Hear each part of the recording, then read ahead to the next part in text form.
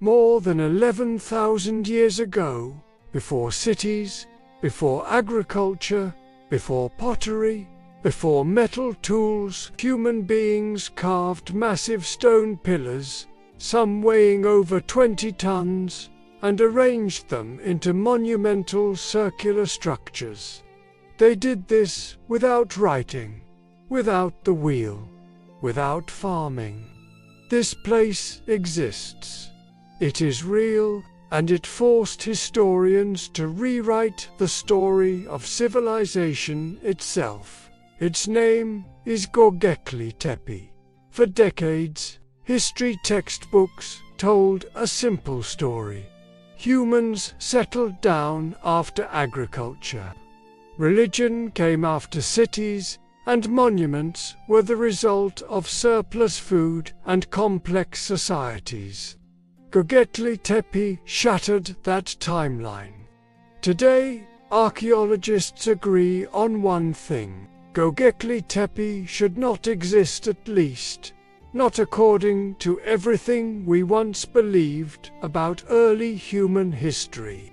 This is the story of how it was discovered, what we know for certain, what remains unexplained, and why this ancient site represents one of the most important lost chapters of human history. Göbekli Tepe is located in southeastern Turkey, near the modern city of Kanlı region long associated with early human settlement.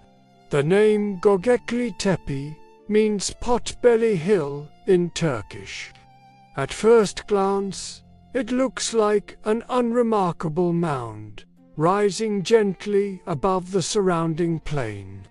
For thousands of years, it appeared to be nothing more than a natural hill. Local farmers plowed around it. Stones were moved.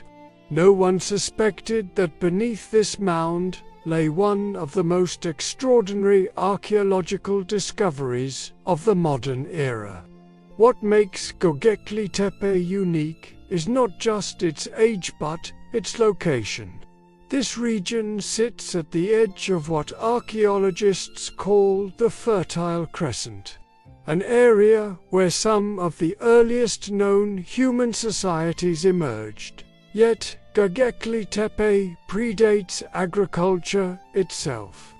This single fact would later force scholars to reconsider one of the most fundamental assumptions in archaeology. As excavation continued, archaeologists uncovered multiple circular enclosures, each made of limestone pillars arranged around a central pair. Some pillars stand over 5.5 meters tall and weigh up to 20 tons. They were carved with stone tools, likely flint, and transported from nearby quarries by human labor alone. But the most remarkable feature is their design. The pillars are T-shaped, stylized rather than purely structural. Many scholars believe they represent human figures. Some pillars have carved arms, hands, belts, and loincloths. There are no faces, but the implication is clear. These are not random stones. They are symbolic. The animal carvings are equally significant. They depict dangerous or powerful creatures, predators, rather than prey. There is no evidence of domestic animals, no scenes of farming, no depictions of daily survival. This suggests that Göbekli Tepe was not a settlement. There are no houses, no hearths, no storage pits, no graves. Everything about the site points toward a ritual or ceremonial purpose. Before Göbekli Tepe, archaeologists believed that large religious monuments could only be built by settled societies with surplus food. The logic was simple. Agriculture leads to surplus. Supports specialists, specialists build monuments. Göbekli Tepe reverses this logic completely. At the time it was built, humans were still hunter-gatherers. There is no evidence of farming at the site. No domesticated plants, no domesticated animals. Yet these people organized labor on a massive scale. This led Klaus Schmidt to propose a radical idea. Religion may have come before agriculture. In other words, humans may have gathered for ritual and belief first and only later developed farming to support these gatherings. If true, this would mean that belief systems helped create civilization, not the other way around. This is one of the most important unanswered questions. There is no written record, no names, no myths preserved. What we do know is this: the builders were skilled. They understood stone carving, they had social organization, they planned construction in advance. This suggests leadership, cooperation, and shared purpose. Some archaeologists believe the site was built by multiple groups coming together seasonally. Others argue for a more permanent religious class overseeing construction. What is certain is that Göbekli Tepe was not built casually. Each enclosure appears to have been carefully planned, constructed, used, and then deliberately buried. Which leads to one of the greatest mysteries of all. At some point, after centuries of use, the builders of Göbekli Tepe did something extraordinary. They buried their own monument. The enclosures were filled with stone rubble, animal bones, and soil intentionally and systematically.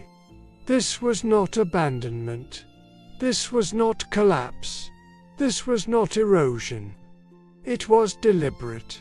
Why would a society invest enormous effort into building a sacred site only to bury it?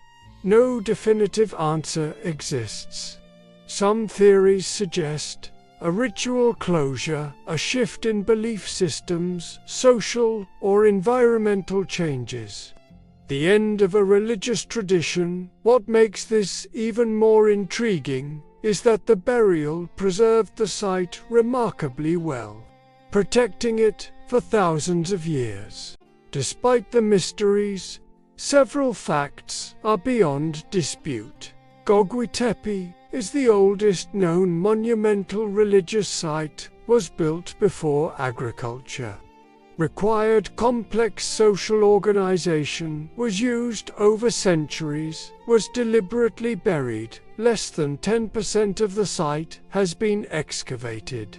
Most of Göbekli Tepe remains underground.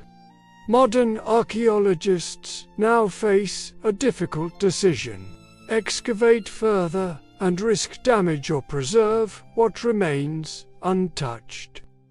Göbekli Tepe forced historians to rewrite the origin story of civilization. It showed that humans were capable of large-scale cooperation far earlier than assumed. Symbolic thinking and belief systems were deeply rooted. Monumental architecture did not require agriculture. In short, it revealed that human complexity emerged earlier and differently than we imagined.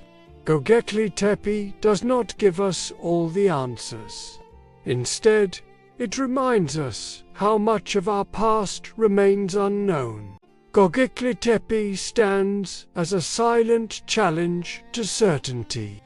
It tells us that history is not fixed, that timelines can be rewritten, that entire chapters of human experience can be forgotten and rediscovered.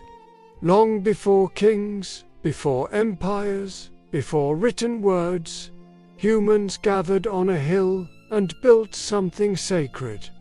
They believed, they remembered, and then they buried it.